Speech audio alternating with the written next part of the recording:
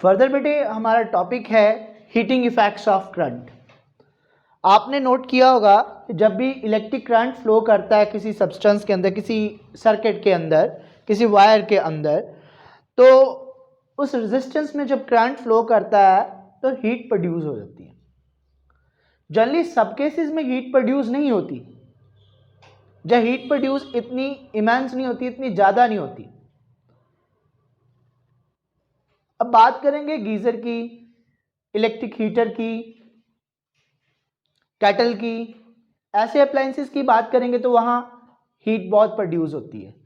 But जब आप fan operate कर रहे हो हीट प्रोड्यूस नहीं होती। जब कोई और इलेक्ट्रिक अप्लायंस रन कर रहे हैं तो हीट इतनी ज़्यादा प्रोड्यूस नहीं होती।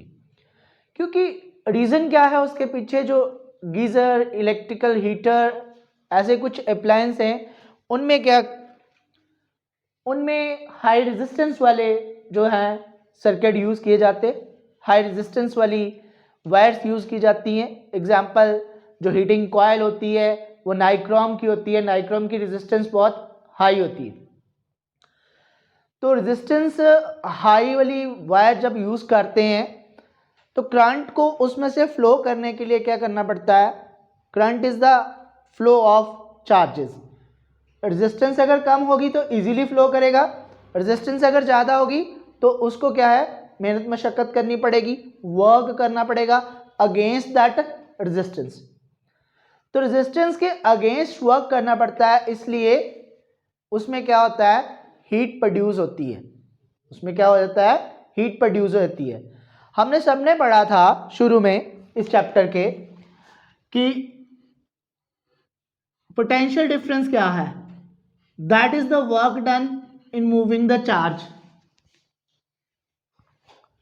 तो हीट प्रोड्यूस अगर कैलकुलेट करनी हो तो हमें पता है, अगर यहां से W कैलकुलेट करना है that is V is to Q। V क्या है, पोटेंशियल डिफरेंस, Q क्या है, charge. Let it be given equation 1, इसको लिख लेते हैं। फर्दर हमें पता है that I is equal to, I is a current, that is equal to Q over T। कितने कूलम का चार्ज कितने टाइम के लिए फ्लो करता है, तो I is equal to Q over T। अगर यहां से आपने Q फाइंड आउट करना हो तो that is I is to T। Let it be given equation 2, इसको इक्वेशन 2 दे देते हैं। ओम्स लॉ भी पढ़ा है। By Ohm's law what we know, potential difference V that is equal to I is to R। इसको दे देते हैं equation 3। यहां पे हमने Q की वैल्यू फाइंड आउट की है, यहां पे हमने V की वैल्यू फाइंड आउट की है। ये दोनों वैल्यूज को उठा के इक्वेशन 1 में पुट कर देते हैं। इक्वेशन 1 में पुट करते हैं W that is equal to V। V की जगह क्या है, I इज टू R। और किसकी वैल्यू पुट करनी है हमें, Q की। Q क्या है, I is to T put कर दी।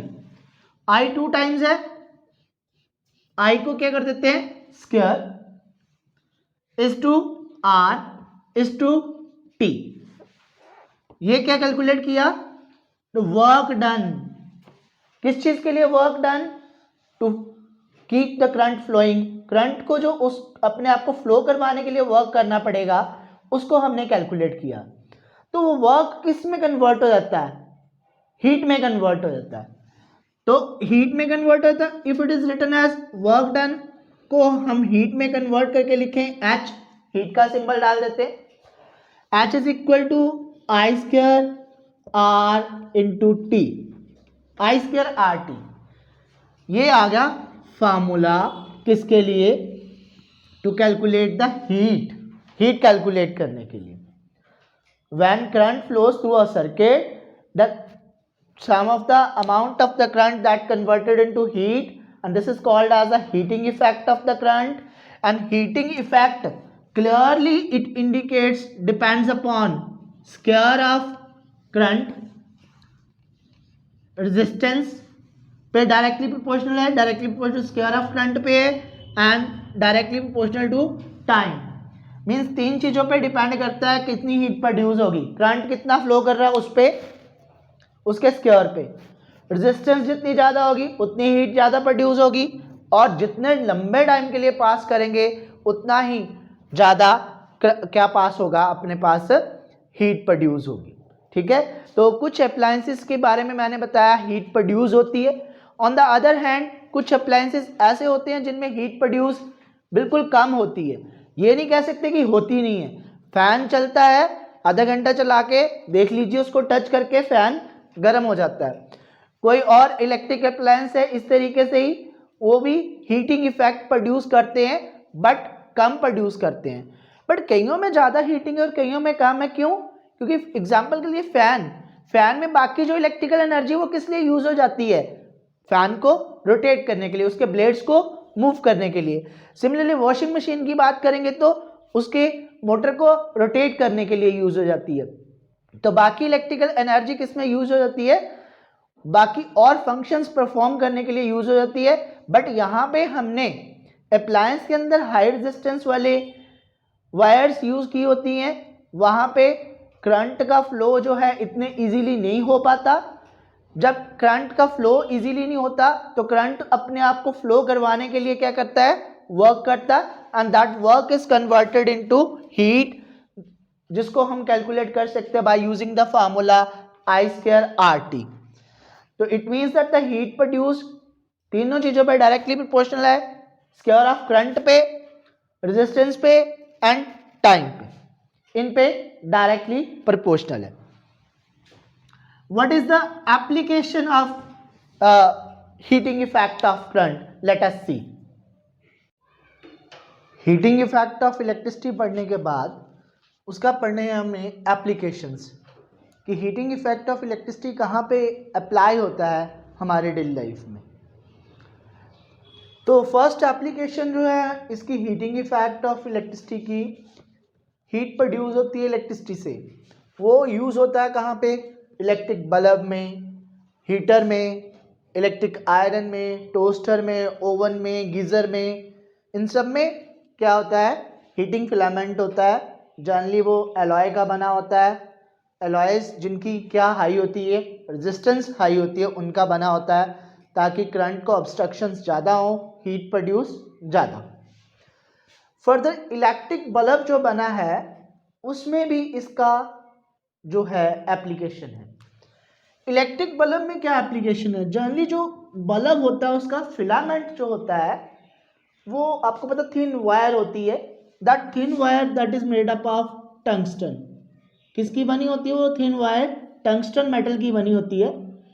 टंगस्टन मेटल की बनाते हैं उस थिन वायर को ताकि वो क्या है, जब वायर में से इलेक्ट्रिसिटी पास हो, हीट हो, और हीट की वजह से क्या प्रोड्यूस होगी, एमिशन होगी, लाइट की एमिशन होगी। That wire when get heated up that emits light. तो इलेक्ट्रिसिटी को किस में कन्वर्ट कर दिया, लाइट एनर्जी में कन्वर्ट कर दिया। सेम फर्दर एक और एप्लीकेशन है इलेक्ट्रिक फ्यूज वायर। घर में हमारे सर्किट होता है, आपने देखा है, आप हर एक रूम में अलग से एमसीबी जहाँ एक फ्यूज लगाया होता है। तो उस फ्यूज वायर का क्या पर्पस होता है, एक्चुअल क्या है कि due to the excessive current, कई बार वोल्टेज ज़्यादा आ जाए, करंट ज़्यादा फ्लो कर जाए सर्किट में, तो सिस्टम क्या हो जाता है, हीट अप हो जाता है, जिसके आपके अप्लायंस जो हैं वो बर्न करने के चांसेस जो हैं ज़्यादा हो जाते हैं, अप्लायंसेस ख़राब होने के चांसेस ज़्यादा हो जाते हैं। तो जनरली उस ऐसे सर्किट में हम क्या यूज़ करते हैं, फ्यूज वायर यूज़ करते हैं। फ्यूज वायर यूज़ करते हैं। फ्यूज वायर ऐसे यूज़ करते हैं जिसका लो मेल्टिंग पॉइंट होगा, टेम्परेचर लो पे ही मेल्ट कर जाएगी। मींस जैसे एक्सेसिव करंट पास आउट होगा, रेजिस्टेंस उसकी ज़्यादा होगी, रेजिस्टेंस ज़्यादा वाली हम क्या यूज़ करते हैं, फ्यूज वायर यूज़ करते हैं। जैसे रेजिस्टेंस ज़्यादा की वजह से हीट प्रोड्यूस होगी और वो क्या होगा, मेल्टिंग पॉइंट क्योंकि लो है, that will melt and the circuit will break.